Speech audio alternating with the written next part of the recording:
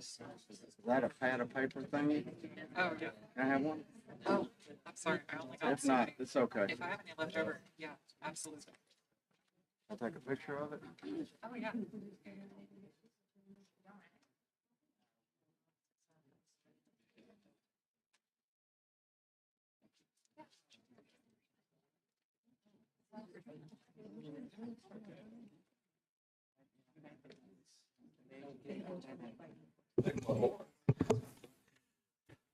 Good afternoon, everyone. It is 1:15. We are running a little bit behind for the beginning of county and municipal government. We're going to start with Senator Allen's bill here in just a few minutes.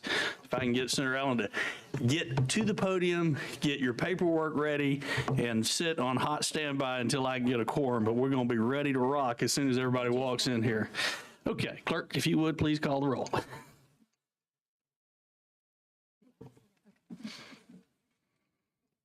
Senator Albritton,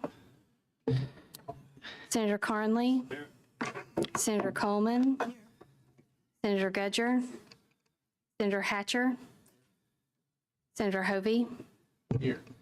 Senator Kelly, Senator Coleman Madison, Senator Chambliss, Here. Senator Elliott. Here. Thank you very much. We have a quorum. Senator Allen, if you would, get started with SB 51 for us. Yes, sir. Thank you. Thank you, Mr. Chairman and committee. Back in 2017, we passed a piece of legislation called the Alabama Memorial Preservation Act of 2017. Give you a quick summary of the bill. On line 52, on page 2, you may want to take a look at that. And this bill would require a controlling governmental entity that replaces a memorial building to maintain the original name or erect a marker and to keep the name on that site. And then on line 115, page 5, this bill will provide a petition for a waiver.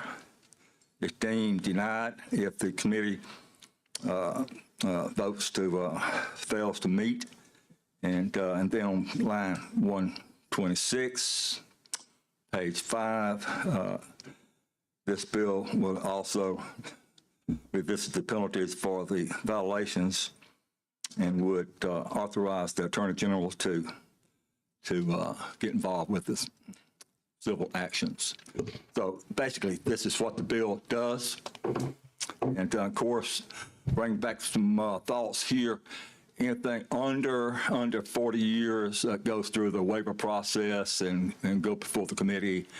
But over 40 years, this is basically what this bill does. It addresses some major issues there. Very good. Thank you, Senator Allen. Committee, do you have any questions for the bill sponsor before we get into the public hearing, or would you like to wait until after the public hearing? Oh, okay. You don't go anywhere. We may have some questions for you, Senator Allen, after the public hearing. Okay, Ms. Camille Bennett is the first one signed up for the public hearing. Hey, welcome to the committee.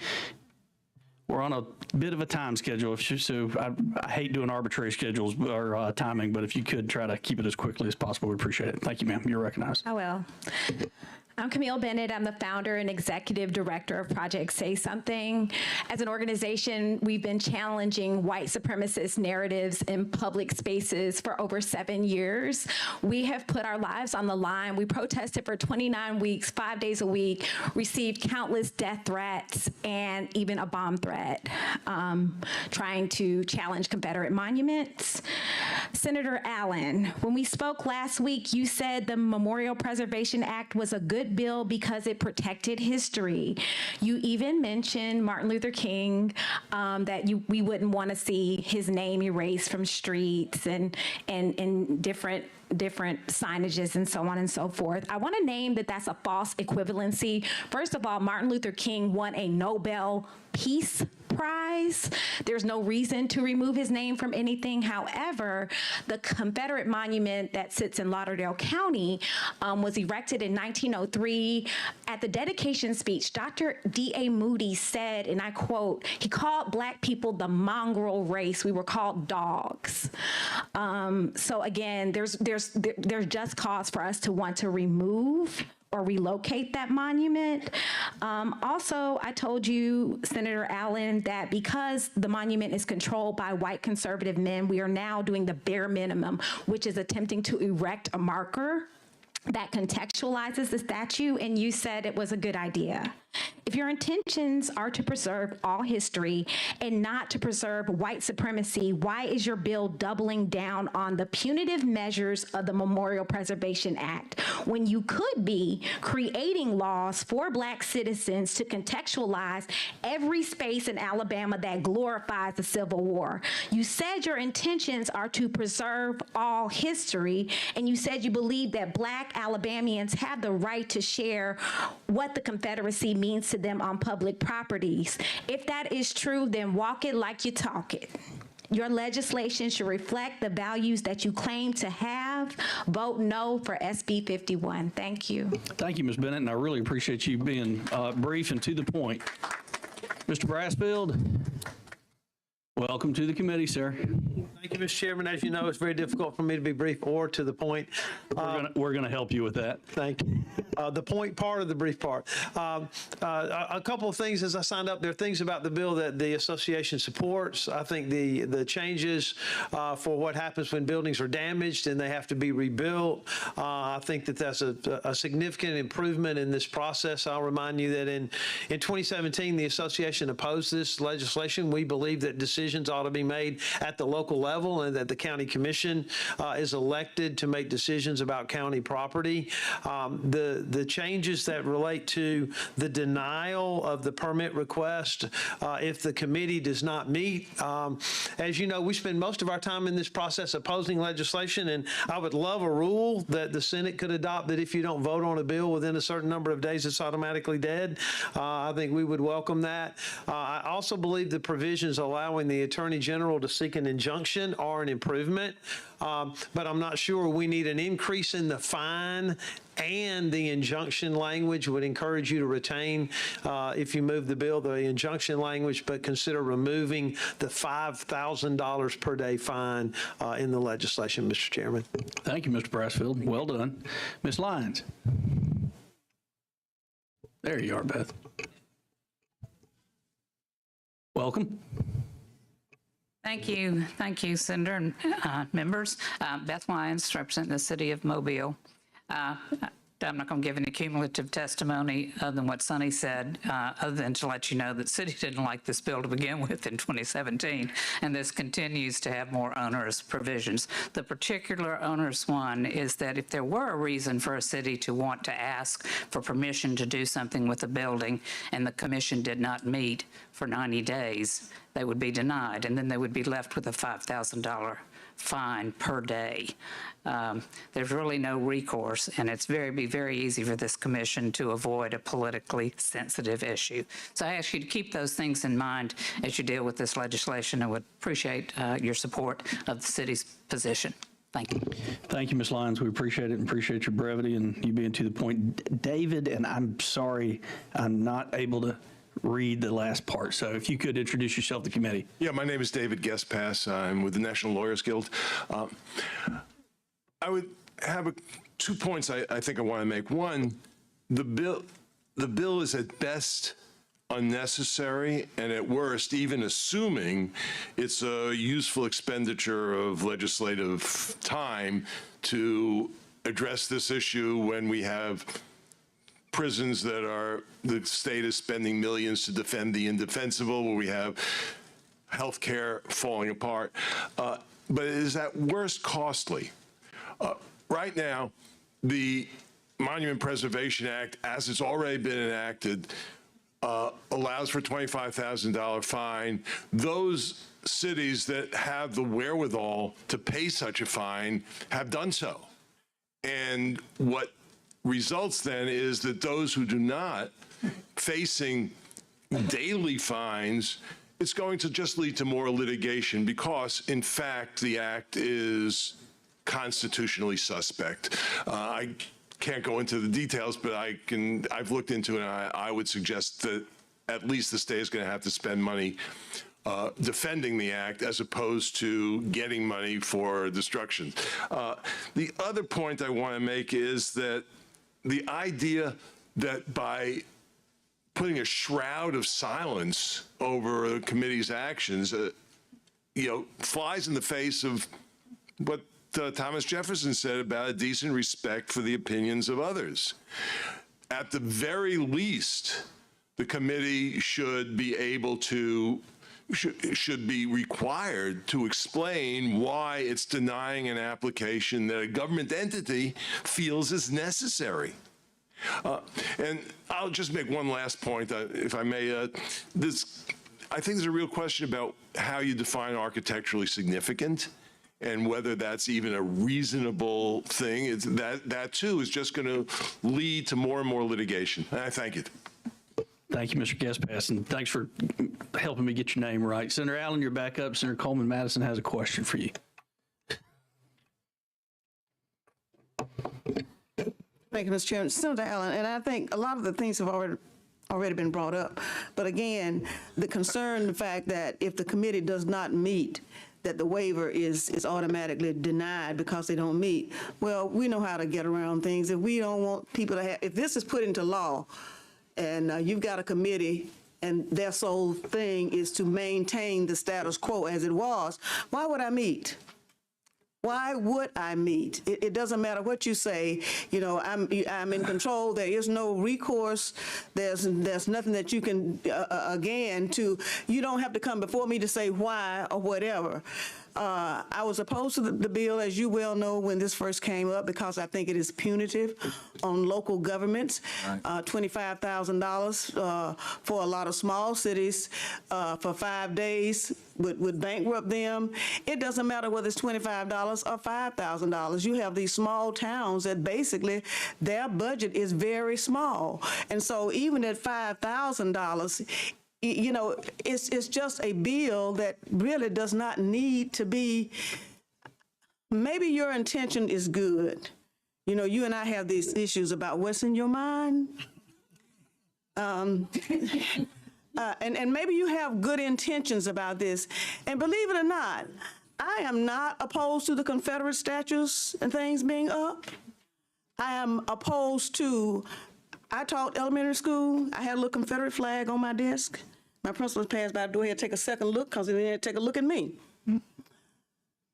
I believe in telling the truth. I believe history should be told, and you should tell the truth about it. The good, the bad, and the ugly.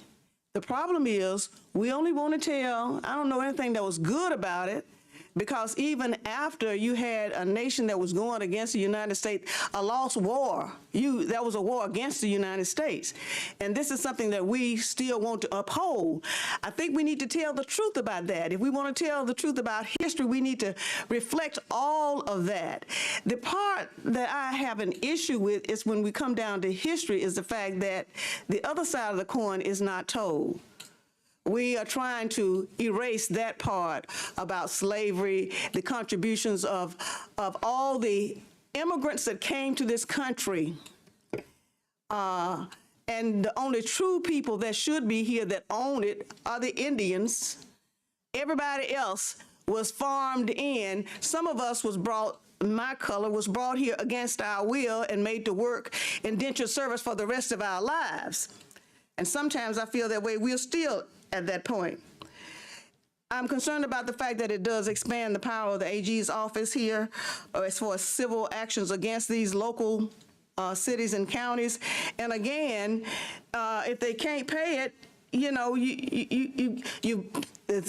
brought civil action against them. You've got this fine.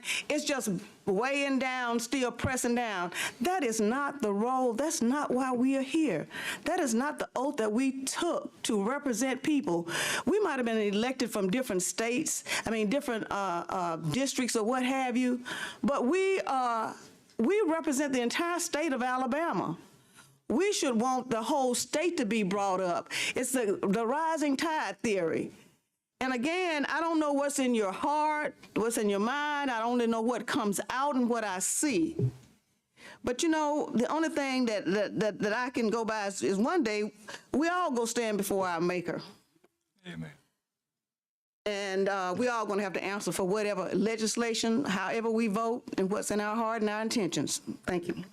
Thank you, Senator Coleman Madison. Well put. Are there other comments for the sponsor? Senator Hatcher. Thank you, Mr. Chairman. Yes, sir. I was going to hold my peace, but I can't. My mom often says, I thought we fought these battles before. And she says it because she remembers what it was like here in this city. In the Crest building, just down the street from us, there's a immortalized in a slab of marble, colored and white. And she remembers that. And, you know, I'm just very tired in the early part of this session of legislation that I know is painful unnecessarily to so many people, including myself. And I guess this is what happens when your fears gain a hearing, because then it moves rapidly from the sublime to the ridiculous. And here we are yet again with legislation that for the most part, I'm pretty certain John Stewart and John Oliver will be talking about, and what happens here in the state of Alabama. I really would hope that my friend, Senator Allen, would, I'm petitioning him to withdraw such legislation because it's so divisive. And the idea that somehow or the other we would glorify, as my colleague, Senator Coleman Madison, has just said, to glorify that which is not glorious,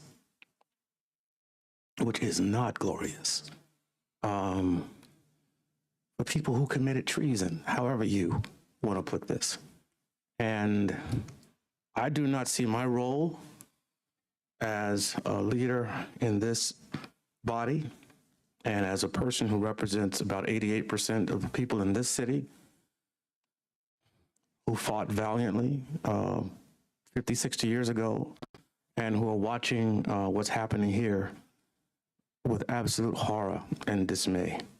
And so my hope is, because already Senator Coleman Madison has raised all of the questions, technical questions associated with the bill, and my hope is that somehow or the other, that these deep psychological pains that we have caused the people, I think the people who have come to speak on this bill and others, that somehow or the other we won't find ourselves being a victim of yet more of the same as it relates to this particular legislation. And finally, there is no way, Senator Allen, to get around violating free speech with this. There's just no way. I think the lawyer who came up, I'm surprised we haven't been hit with it even in 2017. And then obviously the burden on local governments as well. So the hope, again, as I said on the floor the other day, is that we will stop legislating our fears and dislikes and really do the kinds of things that I think will best represent all of the people in this great state of Alabama. Thank you, Mr. Chair. Thank you, Senator Hatcher. Committee, at this time, I'm going to carry this bill over. Senator Allen, I don't think you've got the votes in committee to pass your bill as it is right now without an amendment. And so what I would do is suggest that you work with committee members and see if you can get to a point where you can get the majority.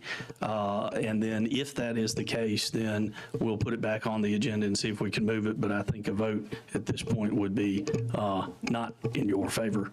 And so I'm going to carry this bill over. Is there a second? There's a second. All in favor say aye. Aye. Okay, very good. Thank you. The bill's carried over. Thank you, Senator Allen. Next up, we have SB 88 by Senator Weaver. Senator Weaver, if you could describe your bill, please, I'd appreciate it. Thank you, Mr. Chairman, committee. So this bill was created to address the shortages that we are facing as a state related to workforce in rural areas related to our volunteer fire departments. Many of you are my age, and you remember when your parents were involved in rural areas and volunteer fire departments, and people my age and younger typically are not going back into the volunteerism for communities that we've experienced in the past. So that is the reason that we brought this bill. After this discussion, we realized that there were some other issues to this bill, and I had originally intended to bring another amendment which would also address the professional firefighter side of the bill, because it brought to my attention they're having problems with their recruitment as well. As I came into my office today, there were some other people waiting on me to talk about some of the programs that we currently have in place in Alabama that are addressing these issues, and that they did not feel that this was the best way. I had not been able to have conversations with them about those programs before because I was not aware that they had existed. So for the sake of time, I would like to ask, what I told them is that this bill is not going away. I'm not saying that the bill is going away. What I am saying is that I'm willing to learn and I'm willing to listen about things that we currently have in place and to help evaluate whether or not those things are being effective, and if not, how do we address that going forward. So, Mr. Chairman, if it's okay with you, I'd like to ask that we carry this over at the call of the chair and that we have time to address the things that are currently in place. Without objection. Okay. Bill's carried over. Call the chair. Thank you very much, Senator Weaver. This is more efficient than I thought it was going to be. Hey, Senator Weaver, don't go anywhere. Okay. Next up, we have SB 92. I'll let you explain that bill if you can, and then we'll get into a brief public hearing. Thank you so much. I'm here today to introduce SB 92, which codifies the time-honored definitions of male, female, woman, man, boy, girl, mother, father, and sex. I am here today to stand for women's rights. This bill is a definitional bill for our courts to have guidance when interpreting laws that already exist in Alabama. Most important to acknowledge is that this bill, that there are only two sexes, male or female, and the term sex is objective and fixed. There are two amendments that are there on your desk. And Mr. Chairman, for the purpose of discussion, I don't know if you want for me to briefly discuss what those amendments are. We're going to pass out those amendments right now, and if you would just clearly indicate by the last couple of numbers at the end of the top of the amendment which one the members are looking at. We got these pretty late. They're not in your packet. But make sure we're talking about the right amendment if we could, yes. Senator Weaver. So the first amendment is a friendly amendment that clarifies purposes which state that sex does not include gender identity. Gender identity is a subjective term used to convey one's sense of self. It's not a synonym or substitute for the term of sex. Senator Weaver, if you would, please, the last four letters or digits on the amendment, I'm looking at QJJ1. Is that the correct amendment? That is correct. Okay. Just want to make sure the members are looking at the right amendment. JQQ-1? Is that the one that you said? QJJ-1? No. So it states, replace line 26 on page 1 with the following: terms to provide policy relating to sex and gender identity to allow public. And then also replace line 54 on page 2 with the following: sex does not include gender identity or any other terms intended to convey an individual's subjective sense of self. Gender identity and other subjective terms are not synonyms or substitutes for sex. Individuals with differences in sex development, also known as. Thank you very much, Senator Weaver. I was asking for the last four, and somehow or another, we were only able to use two of the same letters in that, in different order. Senator Coleman, you're recognized to ask a question on the amendment. It is on the amendment. I guess I was, now which one are we on? The QJJ? No, we're on JQQ-1. Okay. I guess what I was trying to figure out, maybe the analysts will help me at this point just understand the net effect of this amendment on the legislation. We're going to let Senator Weaver give it a try first at explaining the net We don't have an effect. analyst in the committee? Okay. So certainly the purpose of that amendment, we've had discussions, is to just define that gender and sex are not the same. It defines sex as objective, verifiable, based on facts and evidence, and gender is subjective, based on feelings, emotions, and many genders. So it is objective versus subjective. Senator Coleman Madison. Yeah. Could you repeat that again? Yes. I mean, I should know what I am, but repeat. I don't know anymore right now. Confusing. I can define it for you later if you want me to. Let me go to the bathroom, check. Go ahead. So again, we're saying that sex does not include gender identity, and that gender identity is a subjective term versus sex being an objective term and verifiable based on facts and evidence. So there are two sexes, male and female, with evidence that you are either male or female, what you were at birth.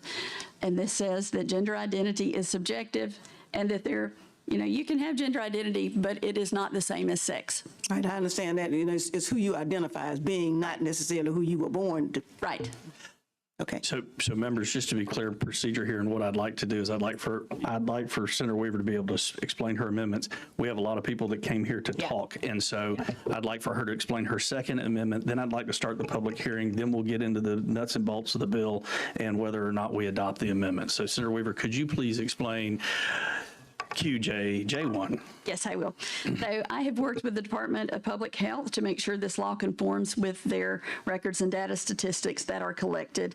And the Second Amendment acknowledges that a rare condition called intersex or DSD, the sex of an individual is unidentifiable at birth and would be unknown on the birth certificate. People with DSD or intersex are required to be accommodated under the American with Disabilities Act, and this bill does not affect that accommodation. Okay. Any questions on that amendment right now? Okay, we're going to go ahead and start the public hearing. Good gracious. Okay.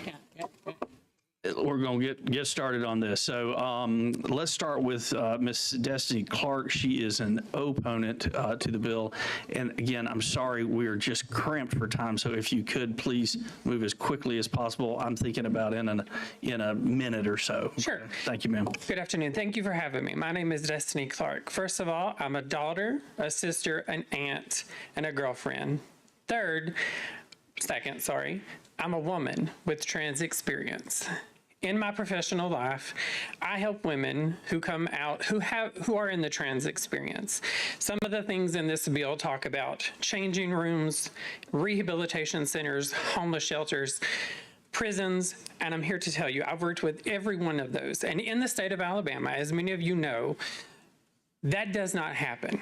In my job, in my capacity, I'm telling you, there is no center, no changing room anywhere in the state of Alabama or prison that allows a trans woman to go into Julia Tutwiler prison. There's not a rehab center in the state of Alabama that will take a trans woman. I've tried several. They're all sent to men's facility. Homeless shelters send all trans women into men's facilities. This is what I do on an everyday basis. I'm asking you to please vote no on this bill. Thank you for your time. Ms. Clark, you did that in 60 seconds. I really appreciate that. Ms. Garrettson, Becky, there we are. Thank you, ma'am. Okay, I'll be fast. I just want to express our support for this bill. As you know, there's been a real aggressive and successful attempt to erase women as a distinct legal category. So this bill is really important because it's going to bring clarity and consistency to how biological women are treated under the law in Alabama. We want to keep our young women safe, our girls safe, and this bill will help preserve those single-sex spaces which ensure privacy, safety, equal opportunity, and as Destiny just said, men are not being allowed to go into women's spaces right now, and we need to put that in law and make it stay that way. We like that this bill does not change any of the current laws. It doesn't create any new restrictions. It does not alter anyone's legal rights. These clear definitions make it easier for courts and agencies to interpret laws and regulations, and it makes governing more transparent. We'd love to see this bill move forward. Thank you. Thank you, Ms. Garrettson. I appreciate your brevity and conciseness. Caitlin Burkett.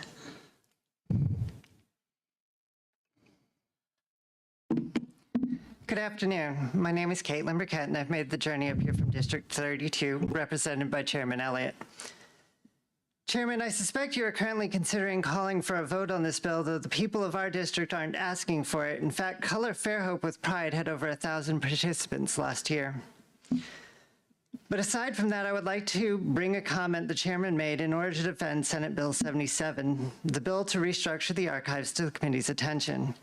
Who somebody had sex with last night is not history. While this can sometimes be accurate, if this is the only lens the committee views the LGBTQ community through, you're all reducing a community of people down to the sex acts that you imagine them performing and robbing that community of its humanity. When the state robs a group of people of their humanity for any reason, including who they love, that is history. In fact, it would be a stain on the history of the state of Alabama. It would represent a time the state reduced our community to the issue of sex rather than recognizing our personhood, and it would not be the first time in our state that has done that. I believe Senate Bill 92 is rooted in the same ignorance, so I'm here to offer the committee some education. Senate Bill 92 is discrimination that seeks to erase the identity of a large number of your constituents with a culture that is vibrant, diverse, lively, and passionate, who contribute to our state's businesses, scientific achievements, arts, music, and culture, and they do not harm anyone. This bill is looking for a problem that isn't there. It is part of an organized attack on a minority community that a patriot and proponent of the U.S. Constitution would understand deserves protections, not oppression from its government. And it would be another stain on our history. Americans have a tradition of fighting injustice, not promoting it. This bill should not be brought to a vote. Thank you. Thank you, Ms. Burkett. Ted Halley. Good afternoon. My name is Ted Halley, and Senator Chambliss, I'm in your district, so hello. And first of all, I want to say I appreciate everyone being here on both sides. I'm a rare bird. I lived transgender 12 years. I've done everything you can do. I cut stuff off, I got rid of it, but 3 years ago, I realized the truth, that there only are two genders, male and female. I'm not here to deny anybody the right to identify however they want, but I'm telling you, it's important that we identify truth historically. I mean, I even feel that we're crazy to be here to define what is a man, what is a woman. That's been known since the creation of time. But what I'm here to say is this bill is important. And I'm going to tell everyone here, I'm not going to reiterate what's already said, but this bill is also important for those that do identify as different gender, the sex they were born, is that in medical situations, if a doctor does not know your real sex, they can do things harmful in emergency situations. That's something no one's thinking about, but yet it is very important to consider that. Again, I know the pain they went through.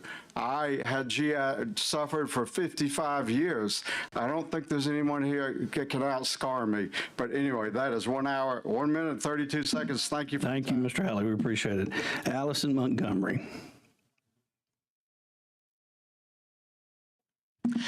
Hi, my name's Allison Montgomery. I live in District 2, and I'm here to say that I'm literally just a woman. I'm also transgender. People like me have always existed. We can't help that it's exist, and it's okay that we exist. It's okay that God made us the way that we are. To use the crude language of this bill, men whose bodies at some point produce ova and women whose bodies at some point produce sperm. This bill legislates that we not exist as the men and women that we are. When I was born, God didn't make a mistake with me or my body. Rather, by placing me in this unusual situation, God gave me more firsthand perspective on life and society than most people are afforded in an entire lifetime, and for that, I am blessed. This legislation does not make any sense to implement. It will force men in the trans community whose bodies produce ova into women's spaces. Some of these men have taken testosterone for years and have developed full beards. They do not belong in the women's bathroom. Some of these men have been beaten as a result of bills like this passing for the crime of following the law. But they're not the only ones. This bill is big enough to justify the scrutiny and harassment of any woman, transgender or not, who don't look feminine enough to a bystander. This is especially likely for women with hormone imbalances like PCOS. And indeed, there have been widely reported incidents of women being questioned in the women's bathroom for simply having short hair. This isn't to mention the impacts to young girls. This past month, a short-haired girl playing basketball at a Utah high school had to be put under police protection after receiving a torrent of harassment from the followers of a board member who suggested that she was transgender. Why in the world would we give these people the license to inspect that girl's privates? This bill is also a legally risky move for Alabama. It would put state law in conflict with federal case law and expose private businesses and state facilities to unnecessary legal liability by adding new accommodation requirements for those that this bill would classify as disabled. Under current law, there is no need for such requirements. It is easier and less legally risky to just leave Alabama code as it is. This bill is not worth Alabama's time, nor is the mess it will cause if passed. Please oppose SB 92. Thank you for your time. Thanks for your comments. Stephanie Smith. Stephanie, are you here? Okay. Oh, where is she? Oh, there she is. The clapping was drowning you out. I was behind the clapping. Yes, ma'am. I'm Stephanie Smith. I'm the president of the Alabama Policy Institute. Thank you, Chairman, members of the committee. We rise in support of this legislation as it defines sex-based terms for what they are. We have an interest in sex-specific spaces because we feel like that defends and preserves the rights of women, and especially young women, for having protected spaces. We also appreciate the fact that this bill does not create rights nor negate anyone's rights. It's a definition establishing bill that is necessary in the current day, and we support the establishment of these definitions within the code. Thank you. Thank you, Ms. Smith. Thank you, Senator Chambliss. Jordan Price. Hello, thank you, Mr. Chairman. My name is Jordan Price, but I respond to my last name Price. I live in Senate District 18. Androgynous is an adjective describing someone who appears both masculine and feminine, and it's unclear which sex they were assigned at birth based on appearance. Many people appear androgynous whether they want to or not, based on their body type, face shape, or style. Some people even have hormonal imbalances like PCOS or intersex conditions that cause them to appear androgynous or as the opposite sex. As an androgynous person myself, I often don't know if I'm being perceived as a man or a woman. I've been confronted in both men's and women's bathrooms on multiple occasions because I was perceived as being in the wrong one. If you're sure that you know which bathroom I belong in according to this bill, I'm sure the person sitting next to you is just as sure that I belong in the other one. How will the separation of single-sex spaces be enforced? If this bill becomes a law, would it be warranted for someone to call the police on me because they perceive me as breaking this law, even if I'm in the one this bill says I should be in? Should I be arrested until they figure out what I was assigned at birth or what my reproductive organs do? No matter what is on my ID, there will always be people who perceive me differently, and if it's illegal for certain people to be in certain bathrooms, the harassment I face day to day could use up police resources. If you want to keep bathrooms and locker rooms safe, this bill would do the opposite. It would make it incredibly dangerous for all androgynous and trans people. If using a certain bathroom is against the law, the police will have to respond to calls when someone gets accused of being in the wrong space, which will use up the time they could spend responding to actual crimes. Focus police resources on the people actually making the world a more dangerous place, not on me while I'm just trying to pee. Vote no. Thank you. Thank you very much. Okay, ladies and gentlemen, that's been 4 opponents to the bill, 3 in favor of, and I'm counting Senator Weaver as the 4th, since it's her piece of legislation. We have 2 amendments before us. I don't see a lot of controversy on the amendments themselves, unless there is further questions on the amendment. On the amendments? Okay, very good. I'm not hearing any, so I'm looking for a motion to adopt the amendment that ends in QQ1 offered. I'll offer the amendment. Do I have a second? Second by Senator Hovey. Clerk, if you could call the long roll on the amendment. Senator Albritton. Aye. Senator Carnley, Senator Coleman, No, I didn't get a chance. Senator Gudger, Senator Hatcher, Senator Hovey, Aye. Senator Kelly, Senator Coleman Madison, Senator Chambliss, Senator Elliott, Aye. Okay, we have 6 yeas and 3 nays. The First Amendment is adopted. Senator Coleman Madison. Thank you, Mr. Chairman. I do have a question. Senator Weaver, someone brought up the fact that, how this could help with doctors and doctors not knowing. Did this come from the medical profession? No, it did not. It came from the women's rights group. Okay, that's kind of odd because, for the past several years down here, I felt that I've not had a whole lot of right as women and this is about my personal body, my space, my vagina, or lack thereof in this case. I'm conflicted with this bill. I'm conflicted with the bill because it says about privacy, fairness, safety, inconsistencies have endangered to women's rights. Well, my rights have been violated and trampled on as a woman, that I don't have any personal rights down here, even as a legislator. So I don't see the need for this. I do see the problems that it is going to cause. Whether we are trying to deny a segment of the population that existed since the beginning of time, who are in all walks of life and professions, and maybe until somebody comes up with a sexometer, where you can point it to somebody, because I look at people myself, people dress, and styles have it in the fashion industry that, that it's supposed to be either male or female. People have a choice, but until we have some way, I can see that this is just an infringement on a person, and it doesn't matter that they take you and take you in some room and strap you down and examine you or whatever, and what your ID says. It's still there. Well, you don't really look like that to me, or you don't fit into this mold. None of us fit into the mold. We are all different. We were all made different. And one of these days, this is just so heartbreaking because we spend all of this time about trying to keep people down who are not like us. It's sad. This is a sad day for Alabama. And I don't care what the rest of the United States are doing and I see this wave coming on.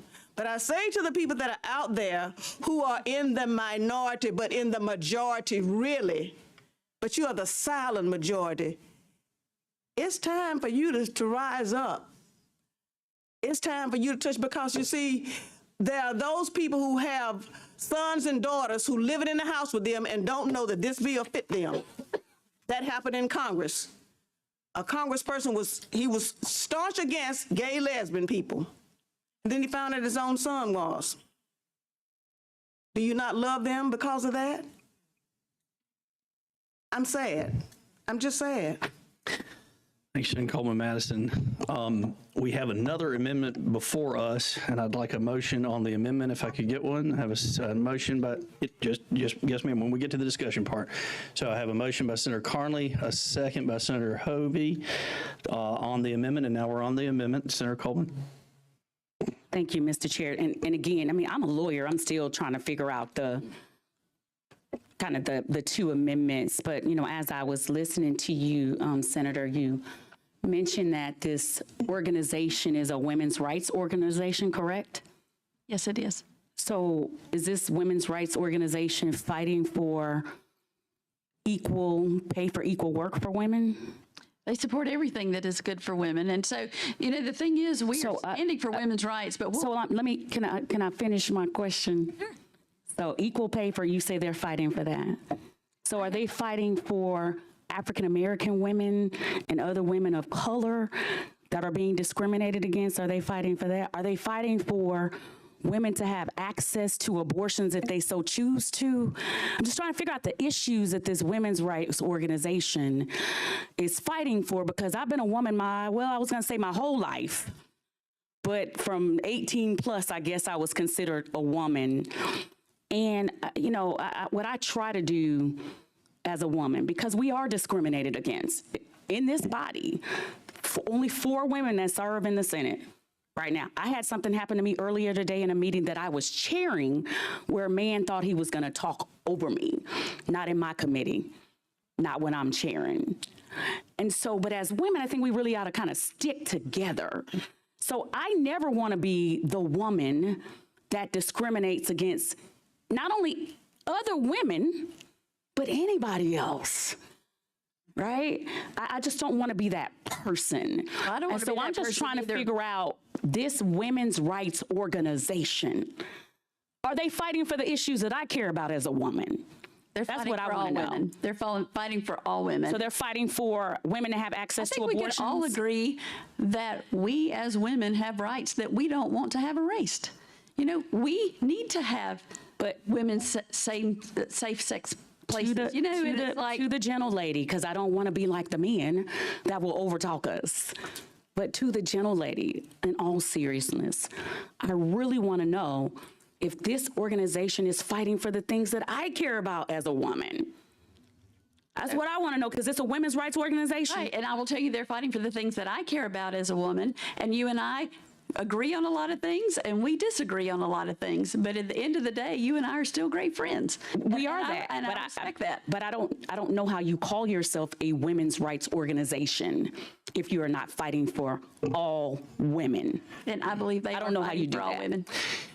Okay. Well, I would respectfully disagree, as you just said. So, Mr. Chairman, 201. It is 201. So, Clerk, if you will call the roll on the amendment, please. Senator Albritton. Senator Carnley. Senator Coleman. No. Senator Gudger. Senator Hatcher. Senator Hovey.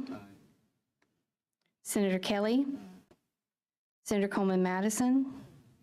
Senator Chambliss. Senator Elliott.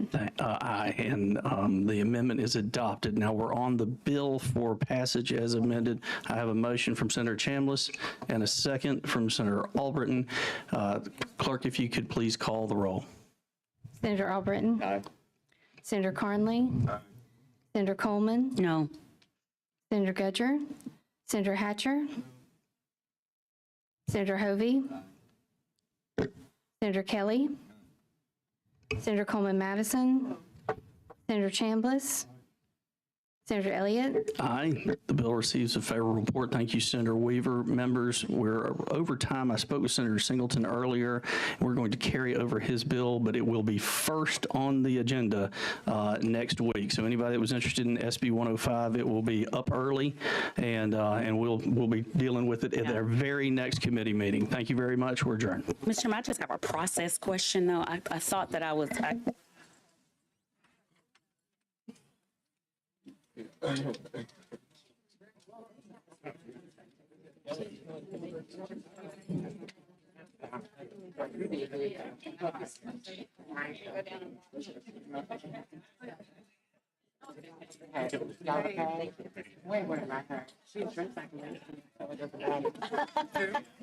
Look how she drinking.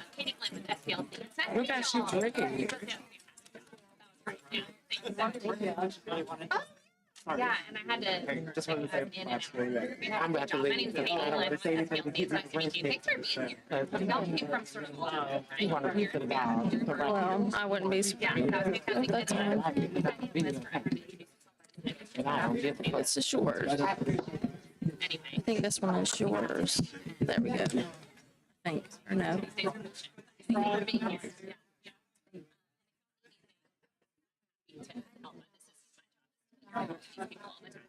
It's nice to meet y'all.